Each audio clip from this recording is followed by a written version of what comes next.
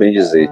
E agora, Senhor, quando juntos vamos estudar a Tua Palavra, nós te imploramos por Tua direção, por Teu agir entre nós, que o Teu Santo Espírito fale aos nossos corações mais uma vez nesta manhã, que esse dia seja marcado por Tua presença em nossas vidas e Tua voz falando ao nosso coração.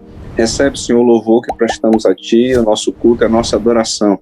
E por Tua misericórdia, fala conosco. Essa é a nossa oração em nome de Jesus. Amém e amém. Abra sua Bíblia aí no Salmo de número 100, um salmo conhecidíssimo.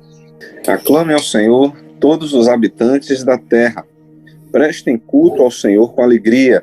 Entrem na sua presença com cânticos alegres. Reconheçam que o Senhor é o nosso Deus. Ele nos fez e somos dele. Somos seu povo e rebanho do seu pastoreio. Entre por suas portas com ações de graças e em seus átrios com louvor. Dê-lhe graças e bendigam o seu nome. Pois o Senhor é bom e o seu amor leal é eterno. A sua fidelidade permanece por todas as gerações. Aleluia! E crendo nessa fidelidade, nesse seu agir sem medida, nós vamos fazer exatamente isso, aclamar, bem dizer, louvar o Senhor, todos nós que somos habitantes da terra, como diz o versículo 1. Eu vou passar a palavra a hoje e a Pedro, para o nosso momento de louvor, e na sequência, e hoje já fica com a palavra aí para ministrar a EBD, ok? Lembrando a todos que à noite nós estaremos com o nosso culto presencial aí na IBAB, começando às 18 horas pontualmente, se o Papai do Céu assim permitir, tá certo? Tá todo mundo convidado, então participe da nossa EBD online, mas à noite será presencial também, tá bom? Deus abençoe. E hoje, você está com a palavra. Obrigado, pastor. Bom dia, irmãos. Vamos começar nos quebrantando diante do Senhor, declarando que nós reconhecemos o sacrifício que Ele fez por nós na cruz, a nossa condição de pecado, da qual Ele nos tirou.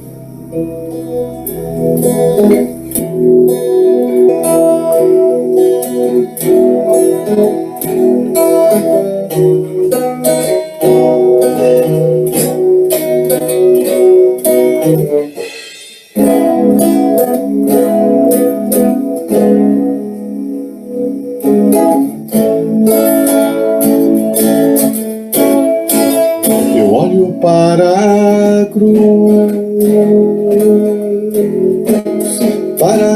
eu vou, seu sofrer participar, da sua obra vou contar,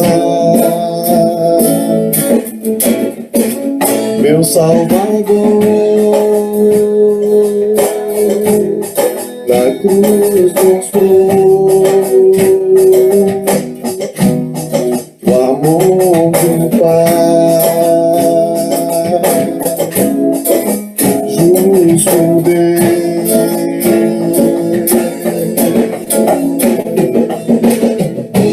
pela cruz me chamou, gentilmente me atraiu e eu sem palavras me aproximo, quebrantado por seu amor,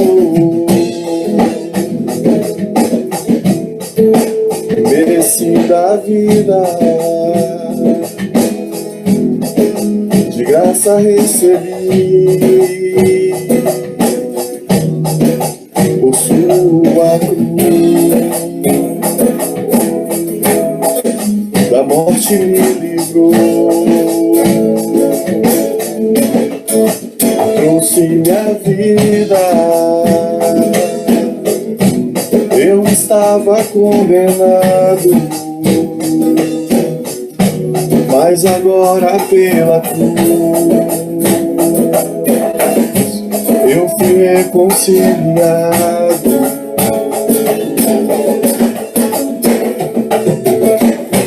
pela cruz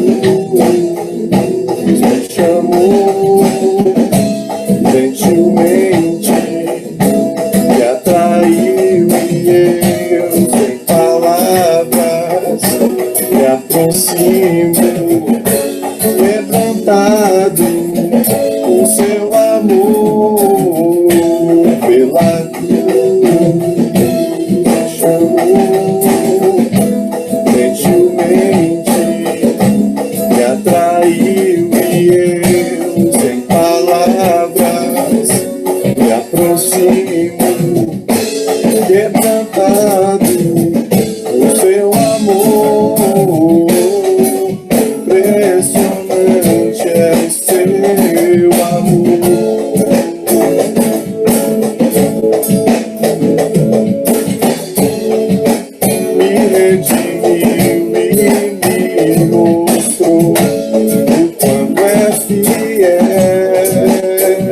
impressionante. Impressionante é o seu amor.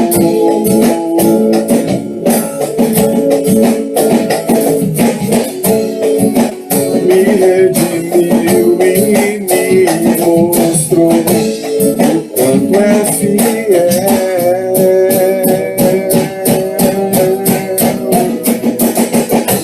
Pela cruz me chamou gentilmente, me atraiu e eu sem palavras me aproximo, quebrantado o seu amor. Pela cruz me chamou gentilmente, me atraiu e eu sem palavras me aproximo, quebrantado o seu amor.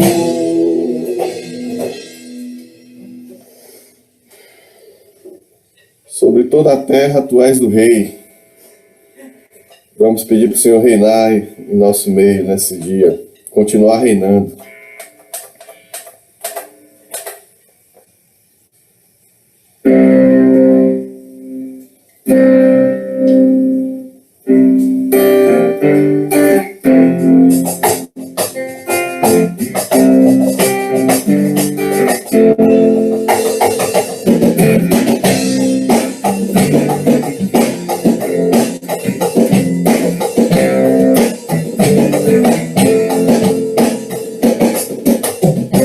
Sobre toda a terra tu és o rei, sobre as montanhas e o pôr do sol.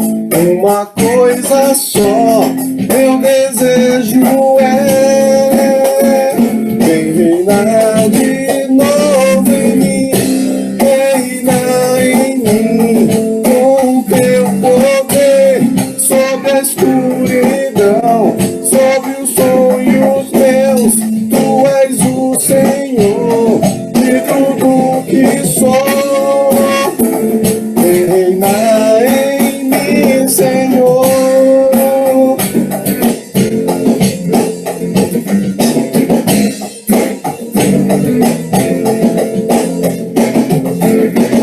Sobre o meu pensar, tudo que eu falar faz-me refletir a beleza que há em ti. Tu és para mim mais que tudo aqui.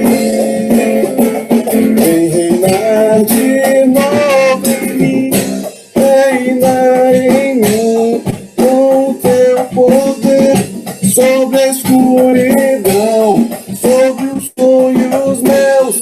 Tu és o Senhor de tudo que sou. Vem reinar em mim, Senhor. Reinar.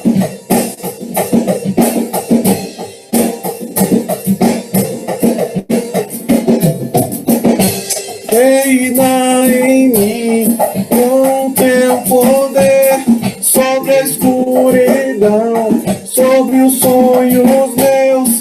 Tu és o Senhor de tudo que sou. Vem reinar em mim, Senhor. Vem reinar em mim, Senhor. Vem reinar em mim, Senhor. Eu não sei exatamente o que aconteceu aqui, mas a guitarra sumiu. Para terminar, vamos aproveitar que a gente está iniciando hoje, lá na igreja, a campanha de missões mundiais, nacionais, né, pastor? Campanha de missões nacionais. Vamos cantar um dos hinos mais bonitos que já foram compostos, né, para essa campanha. Na verdade, essa foi de mundiais. Pedro está me lembrando que essa foi para a campanha de missões mundiais, né? Mas vale também. Tua graça me alcançou, para ti quero viver.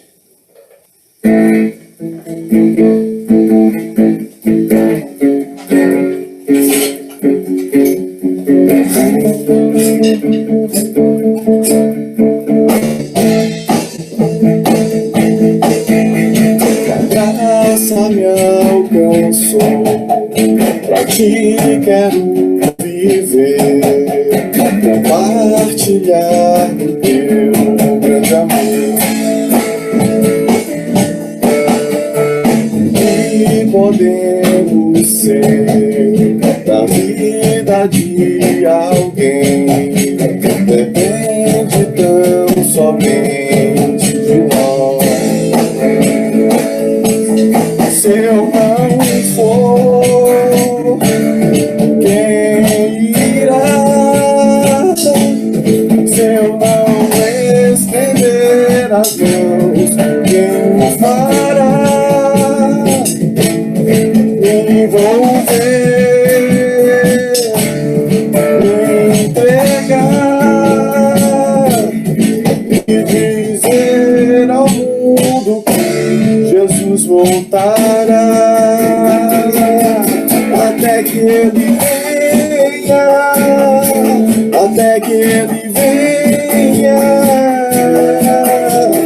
Cristo a esperança que ao mundo vou levar, até que Ele venha, até que Ele venha. Ele é a razão que me faz continuar. Tua graça me alcançou, te quero viver, compartilhar do teu amor. E podemos ser pra vida de alguém, depende tão somente de nós.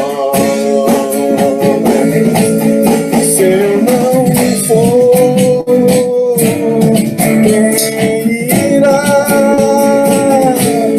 Se eu não estender as mãos, quem o fará?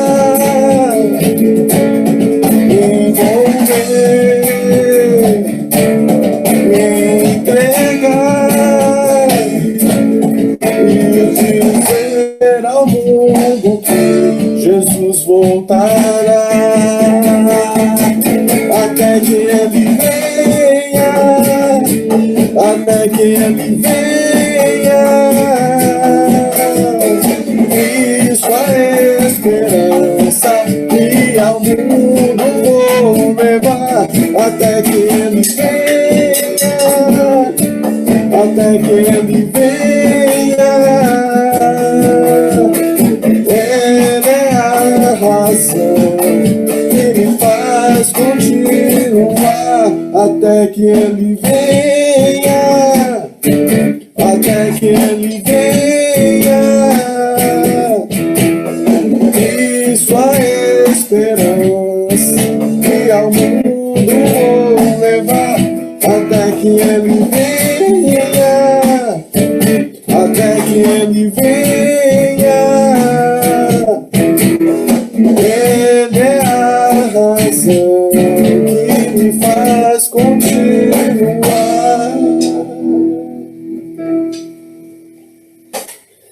Glória a Deus. Vamos continuar então, né? Nossa jornada aí no cristianismo puro e simples. Mas antes eu gostaria de orar, pedindo ao Senhor orientação, que seja uma manhã abençoada para possamos aprender mais um pouco da sua glória, da sua revelação. Senhor Deus, diante da tua presença, nós estamos aqui agora, ó Pai, te implorando as tuas misericórdias, te implorando, ó Deus, as tuas bênçãos, te pedindo, ó Deus, que o Senhor continue a nos orientar, nos guiar, nos ensinar. Ó Pai, que nessa manhã possamos ter mais um pouco da tua revelação, que o Senhor possa se mostrar um pouco mais a nós. E continue, ó Deus, também abençoando a nós e todo o seu povo ao longo desse dia, ao longo dessa semana. Nós dedicamos esse dia a Ti, dedicamos essa semana a Ti, te pedimos, ó Pai, que o Senhor continue conosco, para agora o Teu próprio nome. No nome de Jesus é que nós temos. Amém. Vou compartilhar aqui minha tela. A gente vai começar fazendo a leitura bíblica, que hoje eu quero fazer no livro de Romanos mais uma vez, porque na carta de Paulo aos Romanos, né? Porque hoje a gente vai fechar o primeiro livro, que é sobre o certo e o errado, né? E ao longo de todo esse livro, Deus está mostrando para a gente que existe uma lei moral e que há uma força superior acima dessa lei moral, portanto, acima dessa realidade objetiva. E essa força, segundo ele, parece mais uma mente do que com qualquer outra coisa. E nesse livro, ou nesse capítulo final, temos motivos, né, para ficar desconfortáveis. Alguma coisa assim, o título agora fugiu a palavra exata. Mas nesse último capítulo ele vai fazer o fechamento de tudo aquilo que ele fez, né? E ele vai mostrar para a gente como somos inimigos de Deus, né? E ao mesmo tempo, né, é importante que Deus seja do jeito que Ele é, né? Nós gostamos nós queremos que Deus seja como Ele é, ou seja, um Deus bom. E pelo fato dele ser bom, é que nós acabamos nos tornando inimigos dele, né? Porque nós sabemos o que é bom, mas mesmo assim não fazemos. Então ele vai apresentar nesse último capítulo uma situação que é desesperadora, segundo ele mesmo fala, e no final ele vai dar dicas do que vai acontecer nos próximos capítulos, né? Que é justamente aquilo em que creem os cristãos. Então, a partir da próxima aula, nós vamos começar a ver a solução definitiva para esse estado de coisas aterrorizante que ele estabelece, né? Como consequência dessa nossa relação de ódio e de amor por Deus. Então, a partir do primeiro versículo de Romanos 2, Paulo escreve assim para a comunidade que estava em Roma, nos arredores: portanto, você que julga os outros é indesculpável, pois está condenando a si mesmo naquilo em que julga, visto que você que julga pratica as mesmas coisas. Sabemos que o juízo de Deus contra os que praticam tais coisas é conforme à verdade. Assim, quando você, um simples homem, os julga, mas pratica as mesmas coisas, pensa que escapará do juízo de Deus? Ou será que você despreza as riquezas da sua bondade, tolerância e paciência, não reconhecendo que a bondade de Deus o leva ao arrependimento? Contudo, por causa da sua teimosia e do seu coração obstinado, você está acumulando ira contra si mesmo, para o dia da ira de Deus, quando se revelará o seu justo julgamento. Deus retribuirá a cada um conforme o seu procedimento. Ele dará vida eterna aos que, persistindo em fazer o bem, buscam glória, honra e imortalidade. Mas haverá ira e indignação para os que são egoístas, que rejeitam a verdade e seguem a injustiça. Haverá tribulação e angústia para todo ser humano que pratica o mal, primeiro para o judeu, depois para o grego.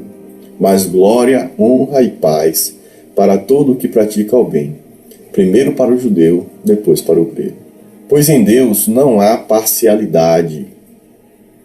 Todo aquele que pecar sem a lei também perecerá, e todo aquele que pecar sob a lei, pela lei será julgado.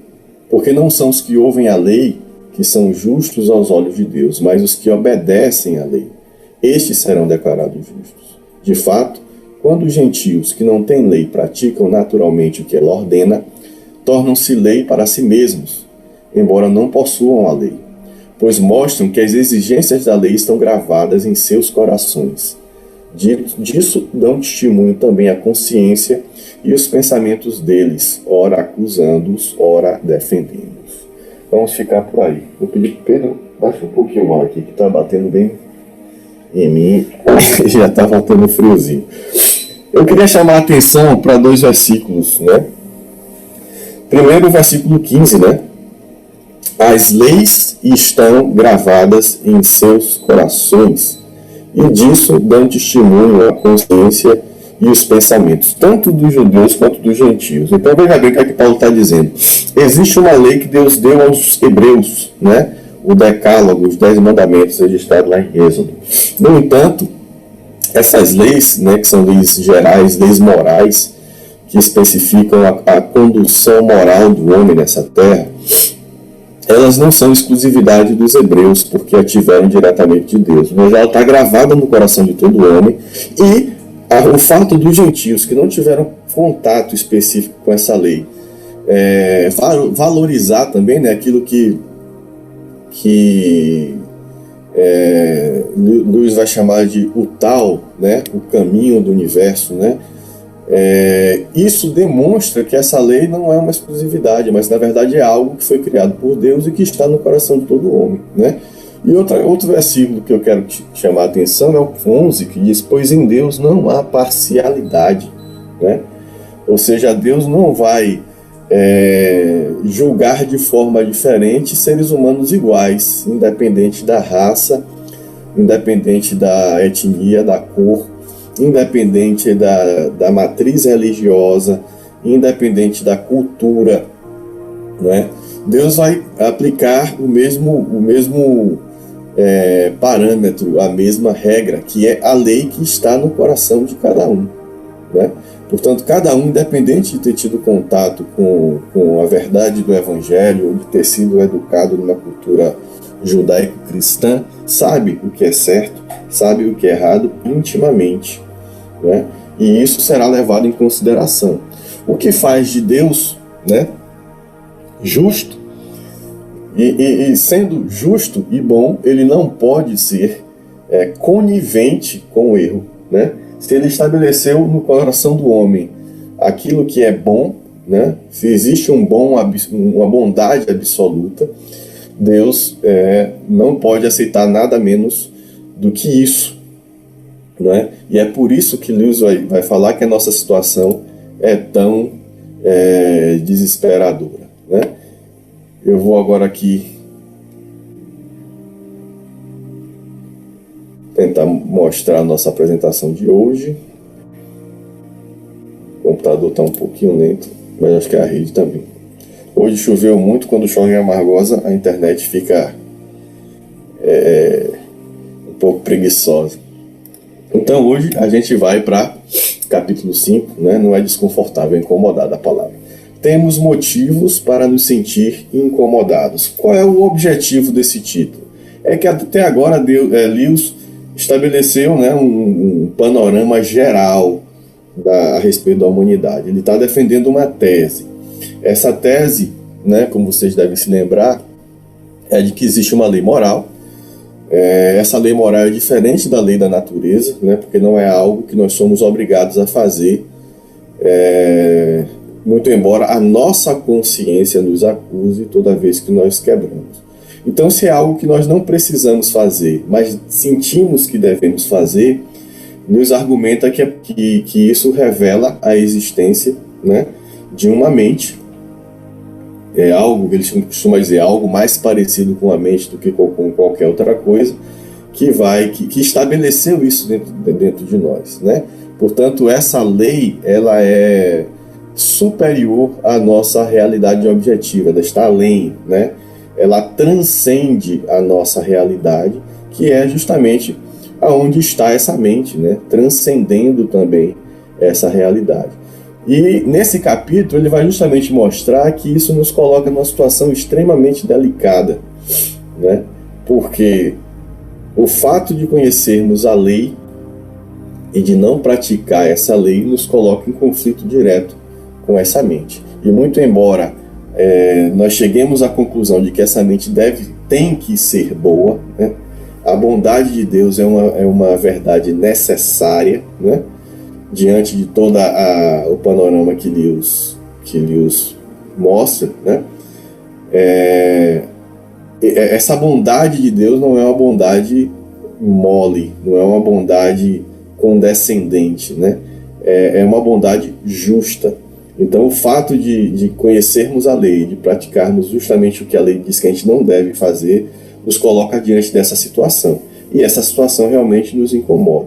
Outro fator que incomoda é o contexto, né, pós-moderno.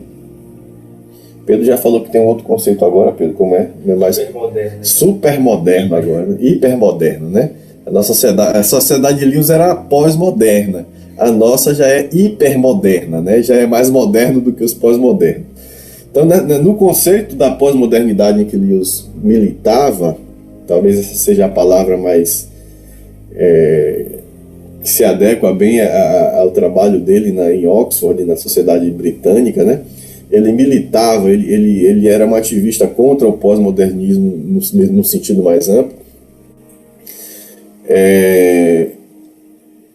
Existe a ideia, né, de que há um progresso intelectual na humanidade que torna o cristianismo e as religiões de forma geral obsoletas, ou seja, não faz mais sentido crer em Deus, já que a ciência, né, segundo se acredita no senso comum, prova que Deus não existe, portanto não faz sentido ter qualquer tipo de religião.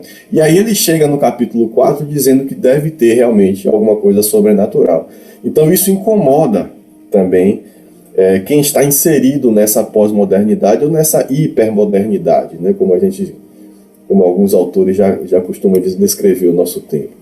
Então ele começa a dizer no capítulo 4, afirmando que alguns podem ter ficado aborrecidos com a conclusão do capítulo 4. Que conclusão é essa? Ele chega no final do capítulo dizendo que deve haver algo ou alguém por trás dessa lei, em um plano superior ao plano material, né? E isso, naquele momento, é uma espécie de heresia, né? Como numa sociedade moderna, científica, né, emancipada intelectualmente, ainda se acredita que existe um plano superior ao material, ou seja, um plano sobrenatural, né? O sobrenatural quer dizer que está acima do plano natural, né? Como é que isso acontece ainda, né, no século XX?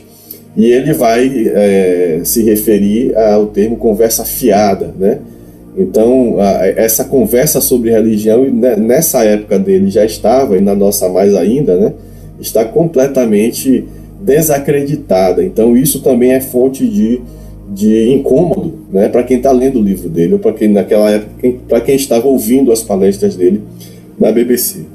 Então, o que é que está por trás dessa afirmação de Lewis?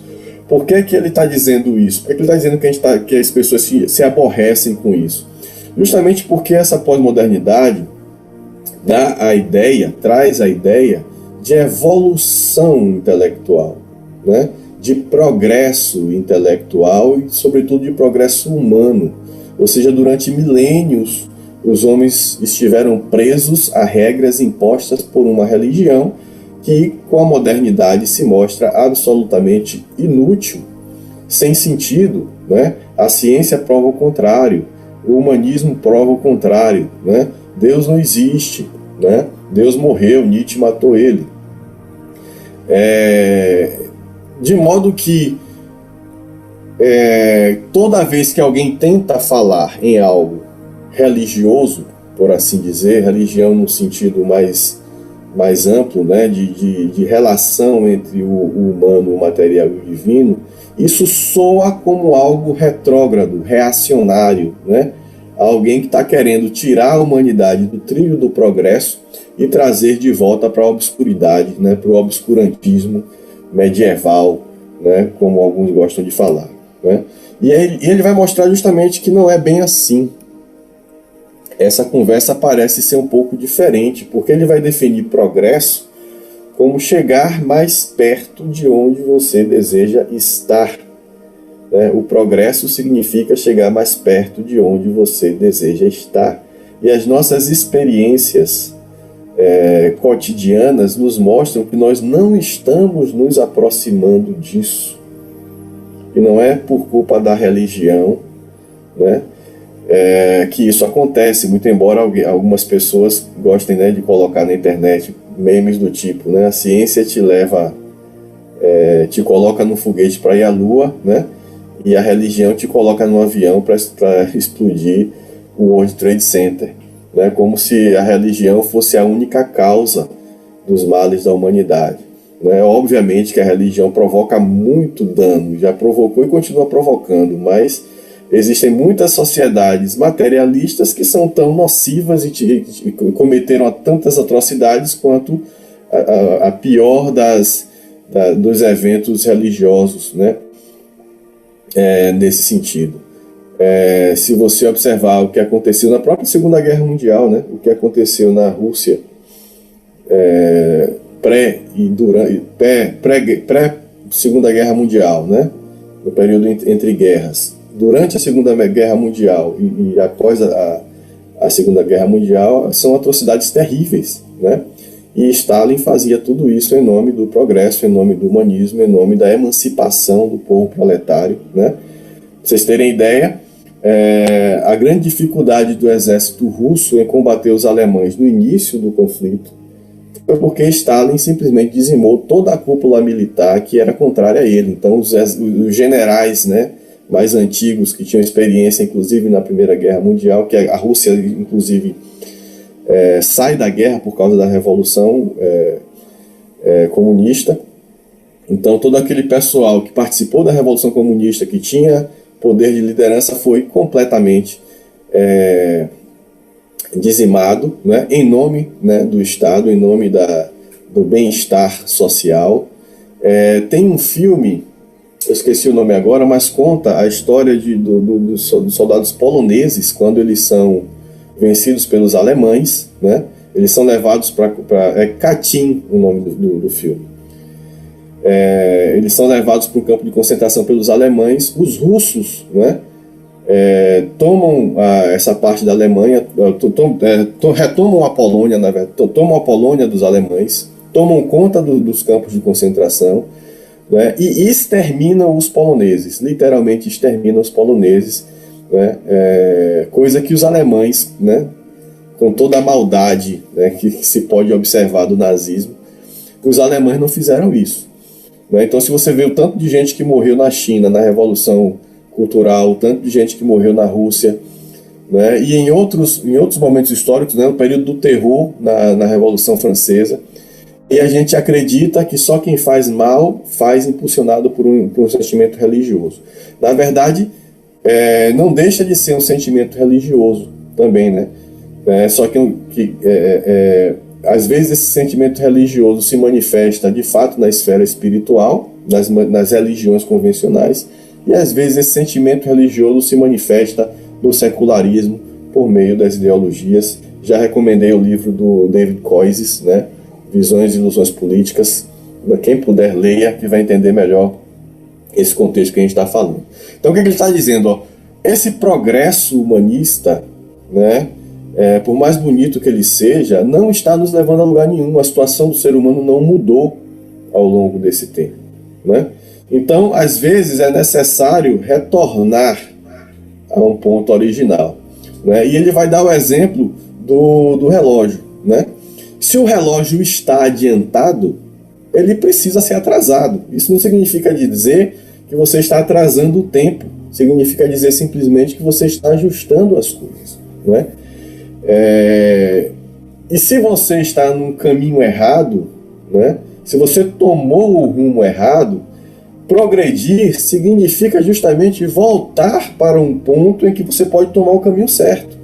Se você continua seguindo em frente no caminho errado, você não está progredindo. Muito pelo contrário, você está se afastando cada vez mais do seu objetivo. Então, se o objetivo é chegar numa situação em que a humanidade evolua de forma plena e que alcance aquilo que se imagina ser o melhor estado de coisas possível, né?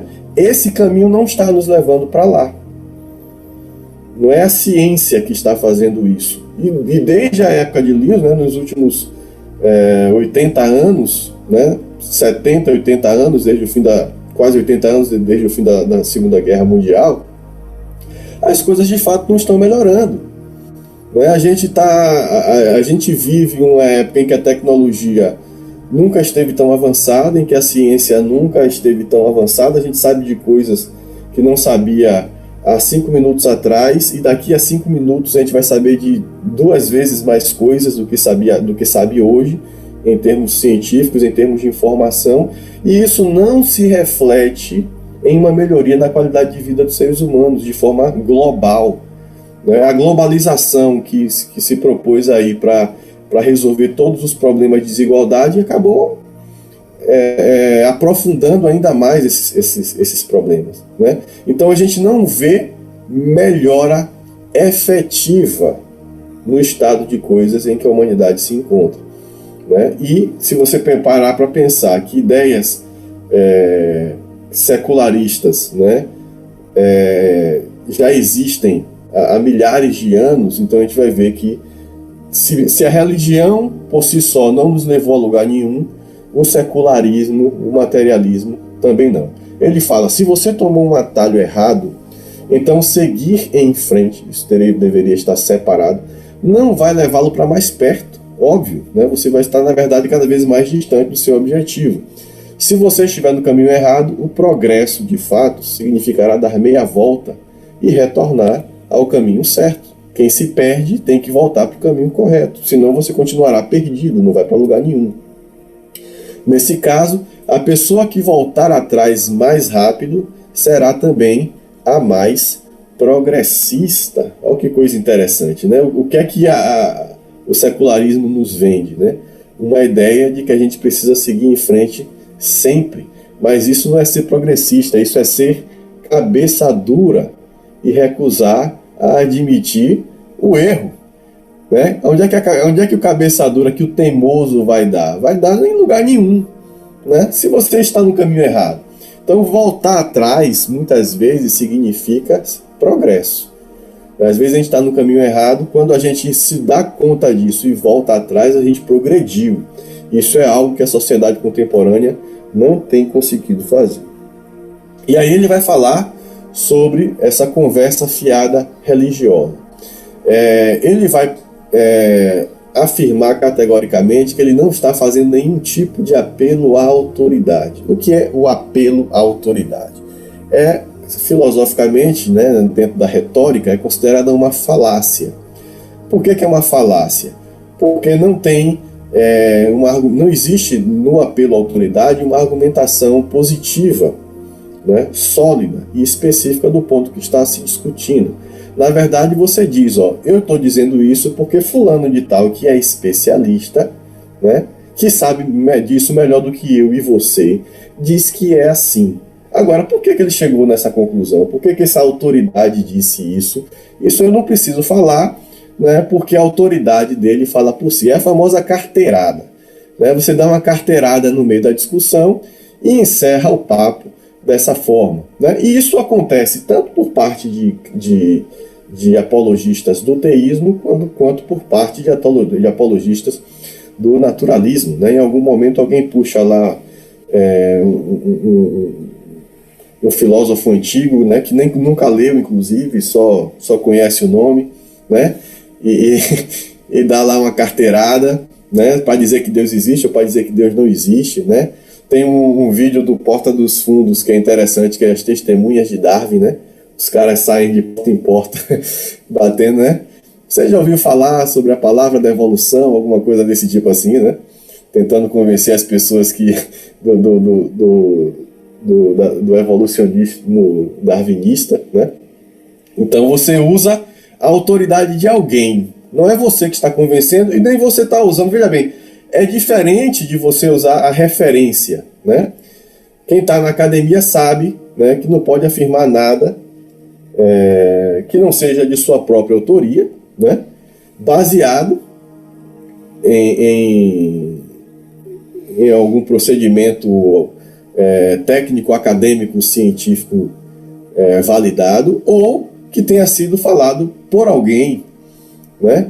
Então, se eu afirmo alguma coisa em um trabalho, numa monografia, alguma coisa desse tipo, eu tenho que referenciar, eu tenho que dizer quem foi que falou isso. Agora, quando eu estou referenciando, eu não estou usando necessariamente a autoridade da pessoa, eu estou dizendo que alguém no passado, né, já estudou esse assunto, falou isso, e eu vou, obviamente, explicar por que eu estou citando aquela pessoa. Vou explicar por que faz sentido aquilo que ele disse, ou por que não faz sentido aquilo que ele disse, por que eu concordo com ele ou discordo. Então não é simplesmente você dizer fulano de tal disse, né? Fulano de tal disse, né, mas isso faz sentido por causa daquilo outro. Isso não é o apelo à autoridade, é o procedimento comum na produção de conteúdo acadêmico. O apelo à autoridade é simplesmente você dizer, porque fulano de tal falou, tá certo. Ele entende disso mais do que eu. Então ele vai dizer, não há no que eu estou dizendo aqui, nenhum tipo de apelo à autoridade. Eu não estou usando a Bíblia, né? Portanto, bora parar já com esse mimimi, né? Porque uma coisa que acontece muito nos discursos, nos debates ateístas da internet é isso, né? Qualquer coisa que você fala, alguém já diz, tá apelando para a autoridade. Então ele já diz logo de cara, bora parar com esse mimimi que não tem apelo à autoridade aqui. Eu não estou usando a Bíblia, eu não estou usando a tradição da igreja, não estou usando o nome de nenhuma personalidade científica, filosófica ou religiosa importante. Muito embora ele use, a gente vai falar daqui a pouco, né, o argumento moral, que é um argumento que surge em Immanuel Kant. Mas ele não está falando isso, ele está explicando por meio racional, de forma racional, como ele chegou na conclusão de que deve ter uma força superior, né, num plano sobrenatural, né? E ele ainda diz o seguinte, nem sequer ainda cheguei na existência de um Deus pessoal, como dos cristãos. Por enquanto ainda é uma mente, é uma coisa, né, é algo que parece mais uma mente do que com qualquer outra coisa. E ele conclui essa parte, esse tópico específico da seguinte forma: não estamos tirando nada da Bíblia ou das igrejas, mas sim tentando ver o que podemos descobrir sobre esse alguém por conta própria. Então, não é apelo à autoridade que ele está fazendo, né? E ele deixa bem claro isso. Ele está expondo argumentos e tentando desmontar argumentos contrários às proposições que ele faz. Uma das acusações do secularismo, que passa particularmente o Philip Kitcher, que é um filósofo americano, ele vai fazer em um de seus livros, se eu não me engano é Living with Darwin, Vivendo com Darwin. Não li, né? Li através dos comentários que eu li sobre o Kitcher, li através do Alvin Plantinga. Então não sei se tem versão, não sei se tem versão em português, né? Parece que ainda não. Mas uma dessas acusações é de que nós acreditamos, isso é comum na verdade, o Kitcher ele só personaliza isso, né? Nós acreditamos em Deus porque a Bíblia diz, né? Então se a Bíblia diz que Deus existe, nós acreditamos em Deus, né? E é por isso que toda vez que um crente teoricamente se envolve em uma discussão, ele vai citar a Bíblia, né? Isso não é verdade, gente, né? Não é que especificamente a Bíblia revela Deus. Na verdade, o que acontece é que Deus se revela na Bíblia. Então nós cremos antes que Deus existe. Olha a sequência de coisas. Primeiro nós cremos que Deus existe. E por que cremos nisso? Como eu falei na aula passada, Alvin Plantinga vai dizer que existem outras fontes de conhecimento que não necessariamente conhecimento científico, né? Então a nossa experiência pessoal vale nisso. Uma coisa importante, Deus, a gente não chegou nessa conclusão ainda, mas como cristãos nós sabemos que Deus é uma pessoa, né? E uma coisa que a gente sabe é que a gente não conhece uma pessoa sem conviver com ela. Por exemplo, uma carteira de identidade não é prova de que uma pessoa exista. Tanto que o SUS de vez em quando tem que fazer confirmação de vida, prova de vida, né? Para ver se não tem fraude, para ver se a pessoa ainda existe, inclusive. Então, uma das formas de se conhecer Deus é convivendo com Ele. Se Ele é uma pessoa, a gente convive com Ele. Pela convivência, a gente sabe que Ele existe. Então, primeiro, a gente crê que Deus existe. Segundo, a gente crê que Deus é o autor último da Bíblia. E é por causa disso que a Bíblia tem autoridade divina. A gente não pode colocar o carro na frente dos bois. A gente não pode acreditar que a Bíblia fala de Deus, e é por isso que a gente crê que Deus existe. E como a gente crê que Deus existe, a Bíblia tem autoridade divina. Aí não faz sentido. Antes de crer na Bíblia, a gente crê em Deus. E a gente crê que Deus se revela na Bíblia, né? E é por isso que ela é digna de autoridade. E Alvin Plantinga vai falar justamente isso. Os cristãos acreditam que a Bíblia é digna de confiança porque creem que seu autor último é Deus. Então ele estabelece a ordem correta. Por que eu creio na Bíblia? Porque Deus existe e eu creio que foi Ele que criou, né, que escreveu a Bíblia por intermédio dos autores humanos, é o que a gente chama de revelação, né?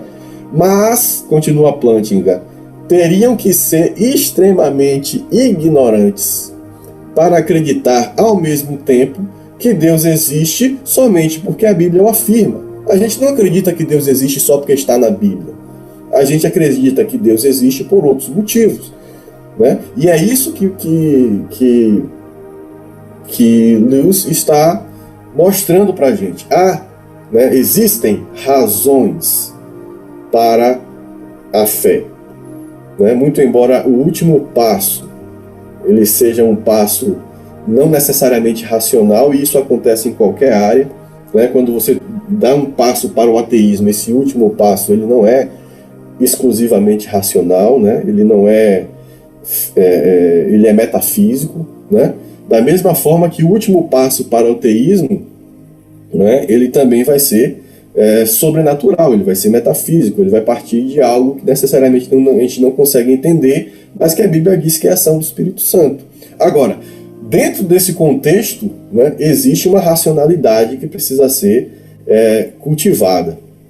E ele vai dizer o seguinte, ó: e gostaria de deixar bem claro que o que descobrimos por nossa conta nos deixa chocados. Então, nada do que nós fizemos aqui é baseado na autoridade, né, religiosa, nem da tradição, nem da Bíblia. Nós estamos tentando seguir um caminho independente. Já que você não crê na Bíblia, já que você acha que tudo isso é conversa fiada, desde o princípio nós estamos tentando fazer um caminho inteiramente racional. Entenda racional, né, ou não entenda racional como científico ou cientificista, né? Ele vai usar a ciência e vai usar também a filosofia. O cientificismo, de forma geral, ele ignora qualquer coisa que não seja absolutamente e estritamente científico, né? Inclusive, desacredita qualquer outro tipo de racionalidade que não seja científica, inclusive a filosofia, né? De modo que você vê mais um caso aí de religiosidade enrustida, né? Depois dessa parte, então, em que ele argumenta que o que ele está fazendo é sim racional, muito embora não seja cientificista, ele está usando argumentos filosóficos importantes, clássicos, né, que inclusive dessa filosofia que conduziu a humanidade até a Revolução Científica do século XVII, né? E aí ele vai introduzir dois argumentos, né, a respeito da existência de Deus, né? Um é o que a gente conhece como argumento cosmológico, né? E ele introduz da seguinte forma: temos duas pequenas pistas sobre esse alguém, e uma delas é o universo que ele criou, que é o que está em Romanos 1, né? O universo, a natureza criada, né, mostra os atributos eternos de Deus. Quem criou esse argumento inicialmente foi Al-Ghazali, que era um teólogo, filósofo muçulmano de origem persa, e atualmente o maior ícone, né, na defesa e na divulgação desse argumento é um teólogo cristão norte-americano chamado William Lane Craig. Ele é teólogo, ele é filósofo também. É um filósofo importante, né? Professor de uma universidade importante também nos Estados Unidos. E esse argumento cosmológico ele é mais conhecido como o argumento Kalam, que é uma palavra árabe que significa teologia escolástica ou teologia medieval, né? E o Al-Ghazali ele desenvolve esse argumento por volta do fim do século XI, início do século XII, portanto na Alta Idade Média, né, no mundo árabe, em resposta à filosofia materialista grega, né? Por coincidência, terça-feira passada eu estava dando uma aula de História da Química num curso de História das Ciências, e o período foi justamente esse período medieval.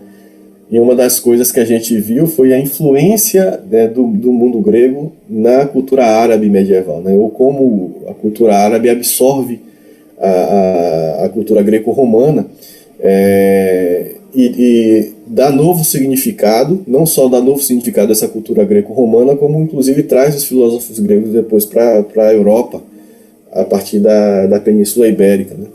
Depois eu vou até falar comigo, deixar o link lá, quem quiser assistir a aula mais tarde. Então o Al-Ghazali ele cria esse argumento justamente contra o materialismo grego, né? Eu falei também na semana passada, principalmente os atomistas têm essa proposta de que não é necessário ter uma força sobrenatural dirigindo as coisas, né? E propõe sua ideia de átomo, que é altamente mecanicista. Então o Al-Ghazali ele vai escrever um tratado sobre isso, né, sobre a filosofia grega, e vai apresentar o argumento Kalam, que é um argumento sobre a existência de Deus a partir da sua criação. E basicamente o que é que o argumento Kalam, ou o argumento cosmológico, vai dizer? Ó, tudo que começa a existir tem uma causa, é isso que a gente sabe, né? Se esse mousezinho aqui, ó, ele existe hoje, ele não existia antes, mas existe hoje. Ele existe por algum motivo. Alguém resolveu construí-lo, né? Ele afirma também, né, o Al-Ghazali já falava isso, mas hoje em dia, inclusive, dados científicos apontam para isso, que em um dado momento o universo começou a existir, né?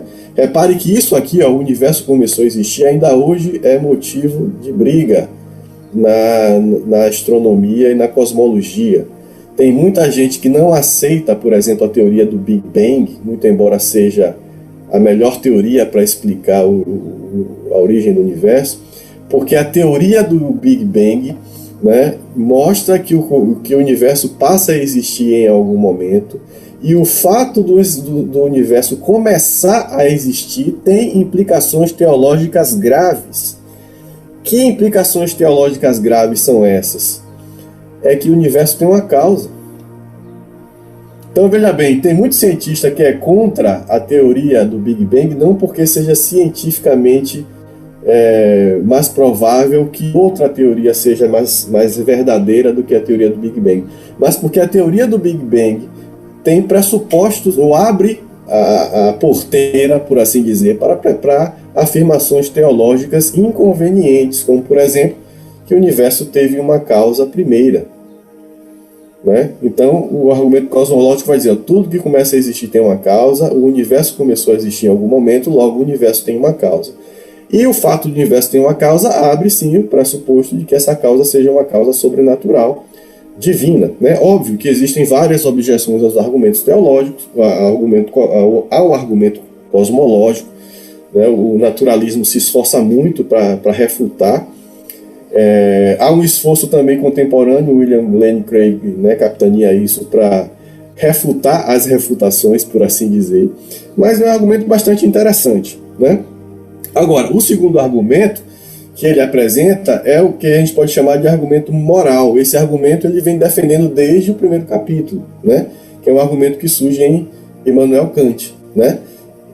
Que é justamente essa lei moral que tem dentro da gente, que a gente sabe que o que é certo, sabe o que é errado, isso é universal, todo ser humano tem isso dentro de si, e que a gente não consegue fazer, né? E aí Kant vai dizer o seguinte, como a gente não consegue fazer isso nessa vida, é necessário que exista uma vida após essa, para que a gente finalmente consiga cumprir a lei moral, né?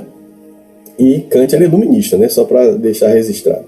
Então, ele vai dizer o seguinte, ó, o argumento moral é uma prova melhor do que o argumento cosmológico. Por quê? Porque se trata de informação interna. É algo que você mesmo sabe, né? Você não precisa fazer astrofísica para entender o que é o Big Bang, para poder discutir com o ateu que o Big Bang é mais provável do que um universo estacionário, né? Mas aqui, ó, é algo que você sabe. E o mais importante não é o que você precisa provar para os outros, né? É o que você precisa provar para si mesmo. E aí ele vai dizer o seguinte, ó, você descobrirá mais sobre Deus a partir da lei moral do que do universo em geral. Por quê? Porque o universo geral é a obra de Deus, né? E a lei moral é uma conversa pessoal com o Criador do universo. Então, você descobrirá mais sobre Deus a partir da lei moral do que do universo em geral. Da mesma forma que descobrirá mais sobre o homem ouvindo sua conversa do que observando uma casa que ele tenha construído. É óbvio que observar uma casa diz muito do seu construtor, né? Eu tenho uma página no Facebook que chama Construindo Casas. O pessoal costuma postar cada barbaridade, né? Que a gente fica abismado, não é possível, o cara não fez isso, né? E a gente tem uma boa ideia, né, do cara que faz essas barbaridades, né? Da mesma forma que o pessoal posta também fotos maravilhosas de construções belíssimas, muito bem executadas, que demonstram também muito da qualidade do construtor. Mas eu tenho poucas informações objetivas sobre quem construiu, né? Eu sei se ele é muito habilidoso ou se ele é um imprestável, né?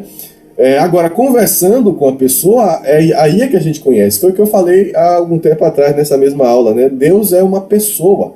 E a única forma que a gente tem para conhecer de fato uma pessoa é convivendo com ela. Eu achava que conhecia a minha mulher quando a gente se casou, mas vi que estava longe, né? Não tinha nem arranhado a superfície. E provavelmente ela tem a mesma impressão. Depois de 20 anos de casado, vou fazer agora em janeiro, a gente vê que a gente já se conhece um pouco melhor. Mas ainda tem muita coisa que a gente não consegue perceber um do outro, né? Eu acho que eu conheço os meus filhos, porque eu convivo com eles literalmente desde antes deles nascerem, né? Mas eu sei que tem particularidades das personalidades deles que não são acessíveis a mim, né? Imagine quem só vê a carteira de identidade. Então ele conclui que, diante de tudo isso, né, a gente deve concordar que Deus existe. Não necessariamente uma pessoa, mas algo que parece mais com uma mente do que com qualquer outra coisa. Ele fala isso várias vezes.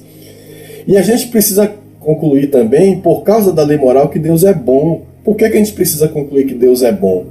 Porque ele nos constrange a fazer o que é bom e nos envergonha toda vez que a gente faz o mal. Então Deus não pode ser mal se ele nos conduz de um modo que a gente deva fazer apenas o que é bom. A gente faz o mal? Faz. Mas toda vez que a gente faz o mal, alguma coisa dentro de nós nos acusa. Então como é que Deus é mal se ele nos acusa de algo mal que a gente fez? E ao mesmo tempo nos estimula a fazer o que é bom. A gente sabe o que é bom, sabe o que tem que fazer, né? Mas não faz. E quando não faz, a gente se sente mal por causa disso. É óbvio que chega um determinado momento que a gente fica completamente insensível, né? Mas o ser humano, em suas condições originais, ele tem essa sensibilidade.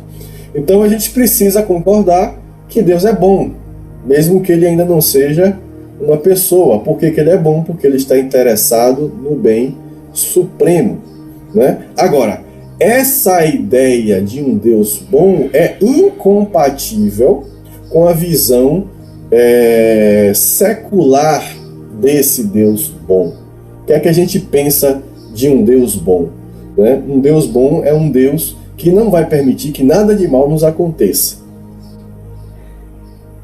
Um Deus bom é um Deus que vai nos perdoar todas as vezes que a gente cometer algum pecado, né? Um Deus bom é um Deus que não vai permitir que exista o mal na humanidade, né? E muita gente se torna ateu por causa disso, por causa do problema do mal. Como é que Deus é bom e permite que exista o mal, né? Por que Deus deixou Adão pecar se ele era tão bom, né? E se ele era onisciente e onipotente, por que ele deixou Adão pecar?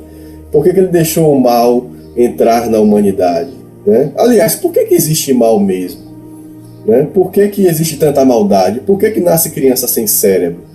Por que acontece um terremoto como que aconteceu agora na Turquia, no Mar Egeu, e destrói tudo? Não é na Turquia não, já na Grécia, na fronteira da Turquia com a Grécia, e mata um monte de gente inocente, né?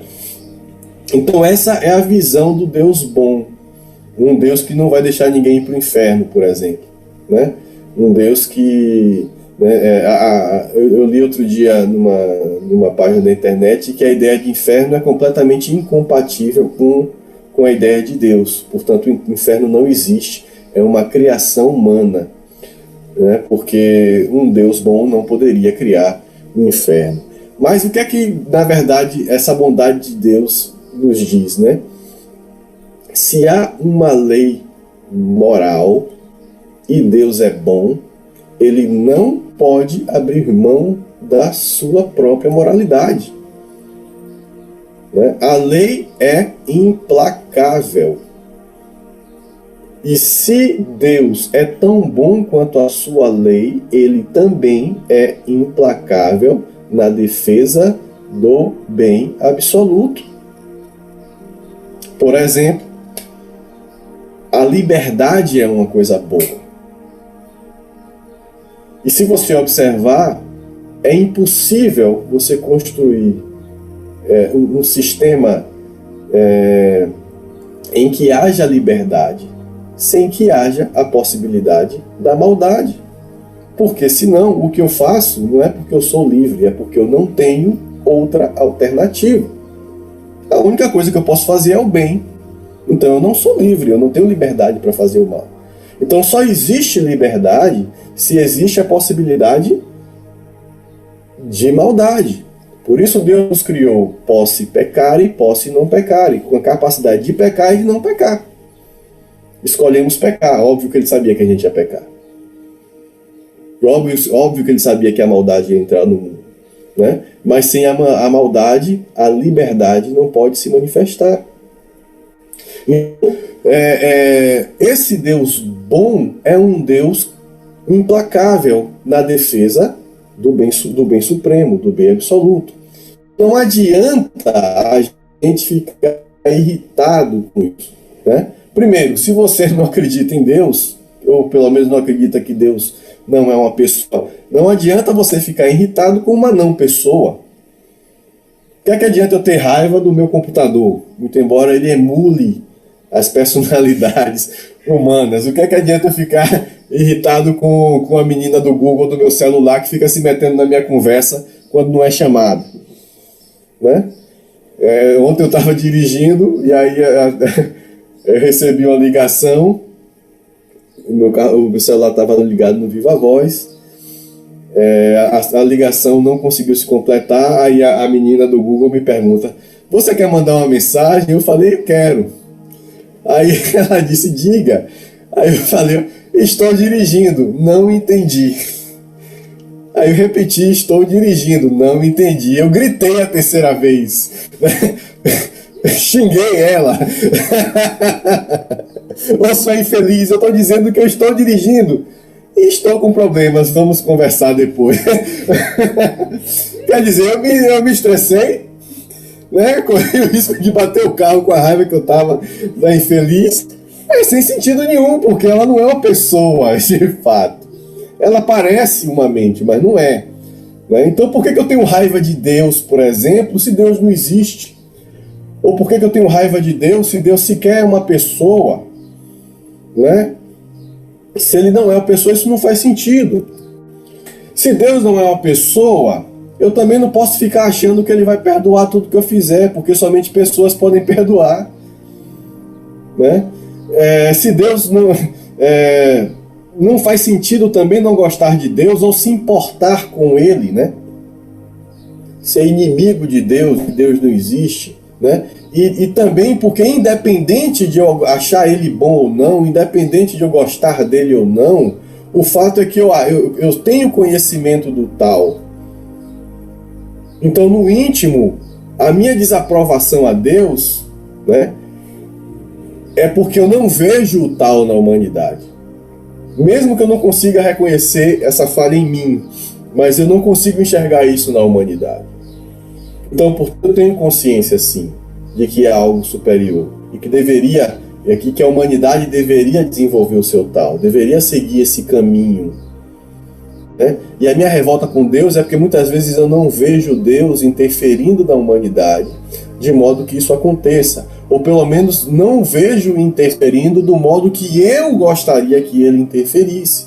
Então a maioria dos nossos problemas com Deus são problemas de relacionamento pessoal com ele, baseado nas coisas que eu quero que aconteça e que não acontecem, né? Tem um sermão do pastor Guilherme em que ele diz assim: você reclama que Deus deixa, né, acontecer miséria, deixa acontecer tanta maldade no mundo, né? Criança que nasce sem cérebro, câncer infantil, desastres naturais, né? E depois você diz que não acredita em Deus porque ele não consegue controlar todas essas coisas. E aí ele pergunta: e sou eu, né, que estou criando um ser imaginário, né? Sou eu que estou imaginando Deus, né? Na verdade, eu não imagino Deus porque eu aceito Deus do jeito que ele é. No entanto, esse Deus que você odeia é um Deus que você criou, é um Deus que você imaginou. E ele vai dizer também, muitas vezes, né, quando você está aí nesse meio termo, você vai tentar barganhar com Deus, né? Deixe de levar em consideração algumas coisas ruins que eu fiz, né? Mas o fato é que se Deus realmente é bom, ele não vai ser parcial. Olha porque a gente leu Romanos 2, né? Deus não é parcial. Deus não vai passar a mão pela sua cabeça só porque você é bonzinho na maioria das vezes. Ele é implacável. Você faz o bem ou você é inimigo dele.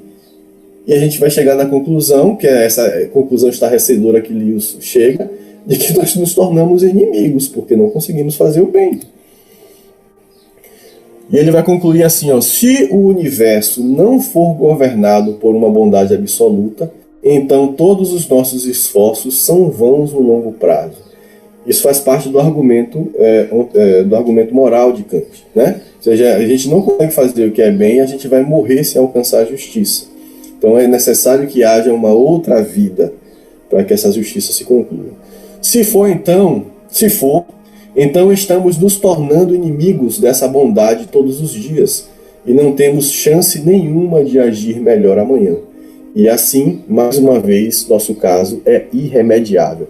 Estamos perdidos com ele ou sem ele.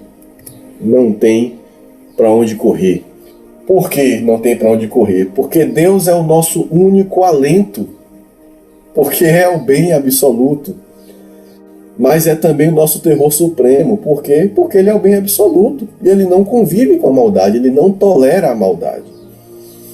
Ou a bondade é nossa maior segurança, ou nosso maior perigo, dependendo da forma como você vai reagir a ela. E a conclusão é: nossa reação tem sido a mais errada possível. Ou seja, temos motivos também por isso para nos sentir incomodados, e são piores do que os anteriores, relacionados à conversa fiada sobre religião. Ele diz no início do capítulo que ele tem 3 coisas a falar sobre essas reações de incômodo à sua palestra anterior. E ele vai concluir com o 3º ponto. Ele vai dizer, eu não dei todas essas voltas de moralidade e de filosofia para enganar você, que está me lendo ou que está me ouvindo, ou que me ouviu na rádio. Não foi esse o objetivo. Eu não quis pegar teologia barata, colocar num envelope de filosofia sofisticada e te vender como se fosse gato por lebre. Há um motivo específico para isso. E aí começam algumas das melhores citações, na minha opinião, das melhores frases dele, na minha opinião, em relação ao cristianismo. Ou pelo menos algumas das minhas frases preferidas. O motivo de todas essas voltas, segundo Lewis, é apresentar o único cenário no qual o cristianismo faz sentido. Então você dá voltas demais, mas são absolutamente necessárias para chegar nesse cenário. Que cenário é esse? Abre aspas. O cristianismo diz às pessoas que devem se arrepender e lhes promete perdão. Por isso ele não tem nada a dizer, até onde eu sei, àquelas pessoas que acham que não têm do que se arrepender e que não sentem que precisam de perdão.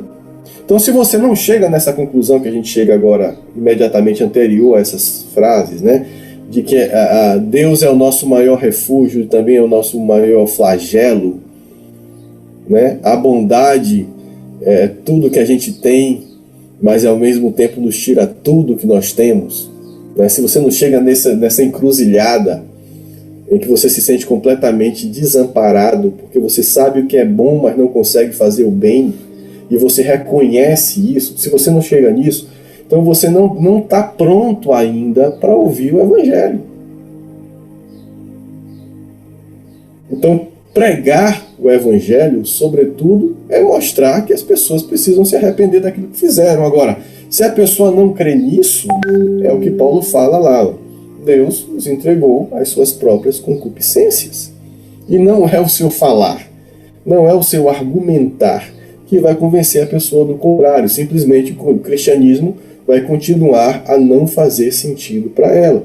Se a pessoa não chega nessa situação, não há nem por que começar a conversa. Então, o cristianismo só começa a fazer sentido, né, se a gente consegue perceber, primeiro, que existe uma lei moral, que essa lei moral é universal e está presente em todas as culturas humanas, em todos os lugares e em todos os tempos.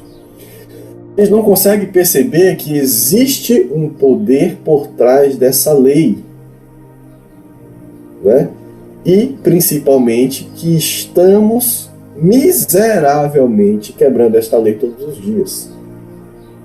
Essas três percepções nos conduzem à conclusão de que nós estamos nos tornando inimigos desse poder que há por trás da lei.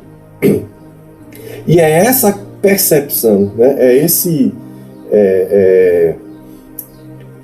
insight, né? Eu estava procurando uma outra palavra mais bonita, mas sumiu da memória agora, né? É essa epifania, né? Essa era a palavra. É essa epifania, né? Que na verdade se mostra mais como uma teofania, né? Que vai nos conduzir ao cristianismo, ou que vai permitir que a gente entenda o que é que o cristianismo, do que é que o cristianismo está falando. Né? Quando a gente se dá conta de que a gente é inimigo do Criador, né? Que é algo que a Bíblia está relatando desde Gênesis 2, né? Quando vai falar sobre a queda da humanidade. Então, ele vai trazer agora a alegoria do médico, né? Em homenagem aos nossos dentistas e bavianos, eu trouxe aí essa menininha revoltada com o dentista. Provavelmente ela está fazendo uma revisão periódica, né? Preventiva, por isso que ela está assim. Se ela tivesse com dor de dente, né? Alucinada de dor de dente, ela não estaria desse jeito, é o que ele está dizendo. Né? A gente só começa a dar ouvidos ao médico ou ao nutricionista, né?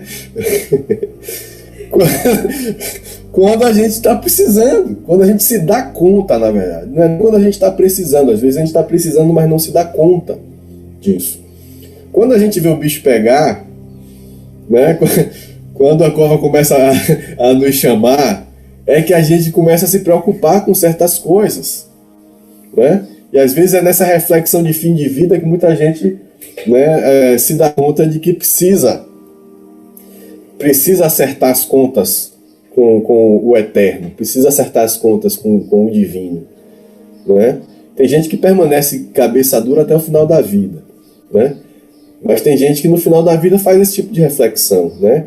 Mesmo que não se convença de que exista algo errado, mas começa a pensar, será que realmente, né, não há algo para além daquilo que eu não consigo perceber? Então ele traz a alegoria do médico, né, o do doente. O doente, quando realmente vê que a coisa está pegando, passa a ouvir o médico. E é por isso que Jesus disse que ele não veio para os sãos, né? Ele veio para os doentes. Quem são esses doentes? São os que estão simplesmente pecando à torta e à direita? Não. São aqueles que se dão conta, de algum modo, né, de que precisam fazer alguma coisa para reverter a situação. Quem está aí se esbaldando pode estar fazendo isso, inclusive, por autorização divina, ou por ordem divina, como Paulo fala, né? Deus entregou as suas próprias concupiscências. E para eles, o que resta é a misericórdia de Deus quando Deus quiser, né? Porque enquanto Deus quiser, eles vão continuar se perdendo na sua própria concupiscência, ou seja, eles já perderam inclusive a sensibilidade à lei moral. Mas existe um doente que não conhece a verdade ainda, não conhece a realidade última, mas sabe que precisa acertar as suas contas, né? E aí é que entra o cristianismo, aí o cristianismo começa a fazer sentido. O cristianismo vai começar a dizer: como foi que você chegou naquela situação? Como foi que eu cheguei nessa situação terminal de inimizade contra Deus, de doença espiritual, né? E vai explicar também como Deus pode ser essa mente que te deixa incomodado, né? Então, somente no cristianismo a gente dá o passo de sair de uma mente impessoal para um Deus pessoal, né? E o cristianismo vai explicar como é que isso acontece e por que que isso é possível. E por que que a gente acredita que o que está por trás do mundo, o que está por trás da realidade, é mais do que simplesmente uma mente, é uma pessoa, né? O cristianismo também vai te dar explicações a respeito dessa lei, e vai explicar que essa lei já foi cumprida. E que para essa lei ser cumprida, o próprio Deus precisou assumir a humanidade para salvar os humanos dele mesmo. Olha que loucura, né? Somente no cristianismo isso acontece, gente. Em nenhuma outra matriz religiosa, a não ser em versões bem primitivas, né, de cristianismo, né? Existem, por exemplo, relatos históricos de que durante um bom tempo a China foi monoteísta. E a crença monoteísta chinesa era bem parecida com o judaísmo. Muito embora não houvesse, né, uma declaração específica de Deus a respeito disso, mas existem documentos arqueológicos, né, que mostram um Deus único numa China bem antiga, né? Então, só o cristianismo, inclusive, nem o próprio judaísmo vai dizer isso, mas só o cristianismo é que vai apresentar uma loucura dessa. Deus se transforma em homem para livrar os homens dele mesmo. Não existe isso, não existe essa loucura em nenhum outro sistema religioso. E aí ele vai falar uma coisa que é impressionante, né? Lewis tem dessas coisas, né? É claro que concordo que a religião cristã é, no longo prazo, algo que confere um consolo inexprimível. Mas ela não começa pelo consolo, mas sim com a consternação que tenho descrito. E não adianta de nada tentar obter esse consolo sem antes passar por tal desalento e consternação. Ele vai dar o exemplo da guerra, né? Ele vai dizer assim, ó, numa guerra você não pode buscar o consolo diretamente, porque o consolo só chega quando a guerra acaba.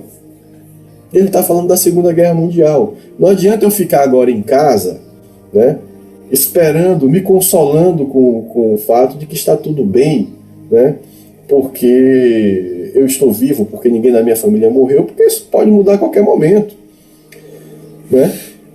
Pode cair uma bomba na minha casa agora, durante a guerra, que era o que acontecia diariamente na Grã-Bretanha, na Inglaterra, durante a Batalha da Grã-Bretanha. Agora, o que é que eu posso fazer para essa guerra acabar? Eu tenho que me engajar na luta. E no engajamento da luta vai ter ainda mais sofrimento. Quer dizer, quem deixou o conforto da ilha, né, e embarcou num daqueles barquinhos anfíbios e foi para o outro lado do canal, lá na Normandia, enfrentou uma desgraça, uma miséria muito maior, né, um horror muito maior do que aqueles que estavam na ilha, resguardados pela Real Força Aérea Britânica, né? Quem estava lá no dia D observou de cara uma miséria muito maior do que aquilo. Ele está dizendo que o cristianismo é assim. Quando você se engaja, o que você vê é mais miséria. Por que o que você vê é mais miséria? Porque você se depara com a sua própria situação miserável. Então não adianta você buscar consolo sem antes passar pela desolação. O cristianismo puro e simples não propõe isso para você. Não propõe consolo direto. Ele propõe um caminho mais difícil, mas que é o único caminho que vai te levar ao consolo de fato. Se você sair em busca da verdade, poderá encontrar consolo no final, é o que ele está dizendo. Encare a sua situação, que no final você pode encontrar o consolo. Agora, se tudo que você quer é um afago no seu ego, na sua consciência, então você não vai alcançar nem esse afago genuíno, nem esse consolo, e muito menos vai conseguir encontrar a verdade. Apenas conversa mole e ilusões. Para começo de conversa, os quais acabarão no desespero. Ou seja, essa religiosidade barata que a gente vê hoje em dia, né, midiática, não traz nem a verdade e no final das contas também não traz consolo. O materialismo nem traz a verdade, nem traz o consolo. Somente buscando a verdade é que se consegue o consolo, e nunca antes disso, né? Então o cristianismo, antes de te dar o refrigério, ele vai mostrar para você o quanto você é miserável. Então o cristianismo não é sobre o quanto nós somos bons, é sobre o quanto nós somos maus. A maioria de nós já superou a euforia anterior à guerra no que diz respeito à política internacional. Está na hora de fazermos o mesmo com a religião. O que é que ele está dizendo? Antes da guerra, ou seja, após a Primeira Guerra Mundial, os aliados criam uma coisa chamada Liga das Nações, que é um organismo que hoje, né, pode-se dizer que seria um protótipo de ONU, de Organização das Nações Unidas. Qual era o objetivo da Liga das Nações? Era evitar que um conflito como a Primeira Guerra Mundial acontecesse de novo. E o que foi que a Liga das Nações fez? Vista grossa para a Alemanha hitlerista. Quando a Alemanha anexa os Sudetos na Tchecoslováquia, né? O que é que os ingleses e franceses fazem? Nada. A Alemanha não podia fazer aquilo, ela estava sob severas restrições pós-guerra, né? Quando Hitler começa a encomendar armas, né, começa a construir armas, o que é que a França e a Inglaterra fazem? Nada. Quando Hitler anexa a Áustria e a Polônia, o que é que a Inglaterra e a Alemanha fazem? Nada. Simplesmente tentam resolver tudo de forma diplomática, né? Mesmo tendo conhecimento de que a Alemanha estava se organizando para um conflito bélico. Quando é que a Inglaterra resolve fazer alguma coisa? Quando Hitler invade a França. A França cai praticamente sem qualquer tipo de resistência. Até hoje tem muita piada com o exército francês por causa disso, né? A Inglaterra, quando já estava praticamente derrotada, os japoneses bombardeiam Pearl Harbor e colocam os americanos no jogo. Aí é que o cenário da guerra muda, né? Então, é isso que ele está dizendo. Ó. Aquela euforia anterior à guerra de que a gente ia resolver tudo com o nosso intelecto, né? Ia resolver tudo de forma diplomática, não funcionou. E já passou, a gente já está entendendo que aquilo não foi suficiente para evitar a guerra, e nem é aquilo que vai acabar com a guerra. A gente precisa tomar uma atitude mais drástica. A mesma coisa acontece em relação à religião. A gente já viu que a nossa intelectualidade não está resolvendo os nossos problemas. Então, ou a gente continua nisso, né? E acontece o que aconteceu com a Liga das Nações, e a gente vai se deparar com uma Segunda Guerra Mundial que é pior do que a primeira, ou a gente precisa fazer a mesma, tomar uma atitude mais drástica em relação a isso. Ele volta para o início, né? Precisamos progredir voltando o caminho. para a encruzilhada e tomando o caminho certo, de fato, né? Terminamos o livro 1, que é o certo e o errado. Então ele termina o livro 1 propondo uma solução para esse problema moral da humanidade, né?